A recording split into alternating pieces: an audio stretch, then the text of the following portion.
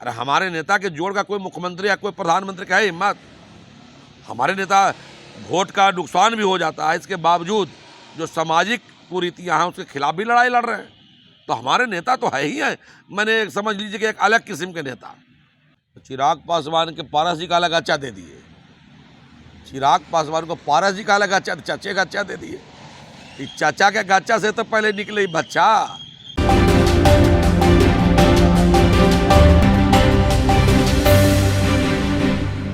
लोक जनशक्ति पार्टी रामविलास के राष्ट्रीय अध्यक्ष चिराग पासवान ने कल नीतीश कुमार पर एक बार फिर बड़ा हमला किया है। चिराग पासवान ने कहा है कि नीतीश कुमार ने कुर्सी के लिए न सिर्फ अपने सहयोगी दलों को धोखा दिया बल्कि अपने पार्टी के लोगों को भी धोखा दिया।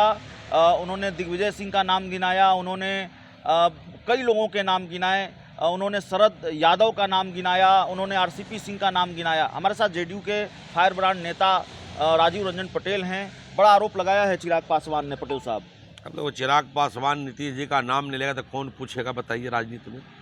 राजनीति में चिराग पासवान अगर नीतीश जी के बारे में नहीं बोलेंगे तो कौन पूछेगा इनको? ये 3 में न 13 में कहाँ है?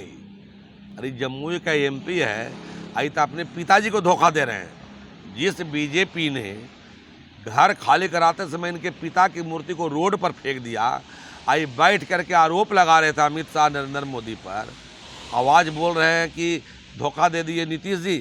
नीतीश जी ने आज तक किसी को धोखा नहीं दिया। हाँ, ये दुर्भाग्य जरूर हमारे नेता का रहा कि जिन लोगों पर भरोसा किया उन लोगों ने इनको धोखा जरूर दिया है। आज हरिवंश जी हैं, आज हरिवंश जी है ना, भेजे नीतीश कुमार जी।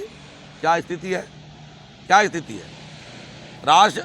राज्यसभा के सभापति होते हैं उपराष्ट्रपति, वो बेचारे नहीं गए लोकसभा के संसद के उद्घाटन में। हरिवंश जी वहाँ भाषण पेल रहे थे, हरिवंश जी भाषण पेल रहे हैं और धनखड़ जी बेचारा गायब है सीट से। तो नरेंद्र मोदी तो पार्टी ने कोई कार्रवाई भी तो नहीं की जेडीयू के खिलाफ? हमारे नेता उदार दिल हैं। आप जाना है जाइए, अपना निर्णय लीजिए। नीतीश कुमार ने कभी किसी को रोका नहीं है और कभी किसी को टोका भी नहीं है। ये कैसी उदारता है कि पार्टी विरोधी काम करेंगे, कार्रवाई नहीं होगी? अब हमारे नेता की उदारता है, इसका का नुकसान भी हम लोग उठा रहे हैं। हमारे नेता की कौन देश में मुख्यमंत्री है जो राज्य सरकार को भी चला रहा है और सामाजिक नीति को भी चला रहा है? दारूबंदी या दहेजबंदी है कोई पूरे देश में? अरे हमारे नेता के जोड़ का कोई मुख्यमंत्री या कोई प्रधानमंत्री का है हिम्मत? हमारे नेता वोट का नुकसान भी हो जाता है, इसके बावजूद जो सामाजिक कुरीतियाँ हैं उसके खिलाफ भी लड़ाई लड़ रहे हैं। तो हमारे नेता तो है ही हैं, मैंने समझ लीजिए कि एक अलग किस्म के नेता।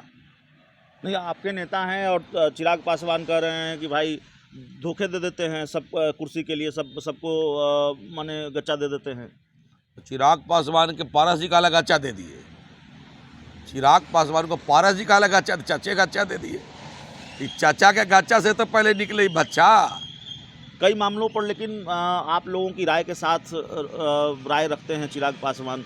जैसे यूनिफॉर्म सिविल कोड, उसको लेकर उन्होंने कल कहा कि ये देश विभिन्नताओं का देश है और जब तक इसका ड्राफ्ट सामने नहीं आ जाता इस पर टिप्पणी करना ठीक नहीं होगा। अभी वो बीजेपी के साथ नहीं है यूनिफॉर्म सिविल कोड को लेकर।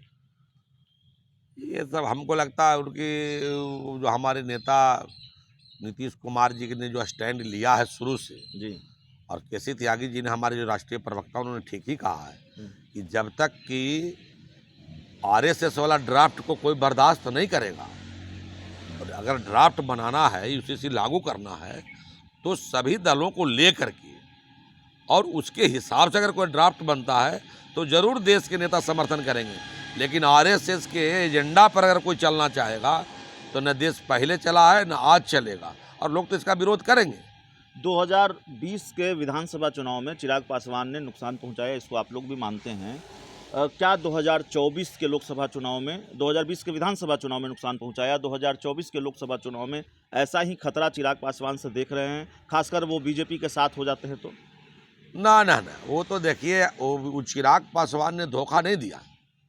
हम तो मानते हैं कि अमित शाह ने चिराग पासवान के माध्यम से हमारे पीठ में छुरा घोंपा, और हमारे वोट बैंक कितना विशाल है कि सारा वोट हमारा काट लिया बीजेपी चोरी करके। इसके बावजूद भी 43 सीट आ गया। अगर जदयू का वोटर बीजेपी के साथ नहीं जाता तो 13 सीट बीजेपी को नहीं आता। अगर ये गद्दारी हम लोग की तरफ से होती तो बीजेपी की हैसियत बिहार में 13 सीट लाने की नहीं है। ये तो हमारा नेता का इतना विशाल जनमत है कि इस पीठ में छुरा खंजर रोज घोंपता रहा बीजेपी अमित शाह चिराग पासवान के माध्यम से, लेकिन फिर भी बिहार की जनता खरी उतरी और हम लोग 43-44 सीट ले आए।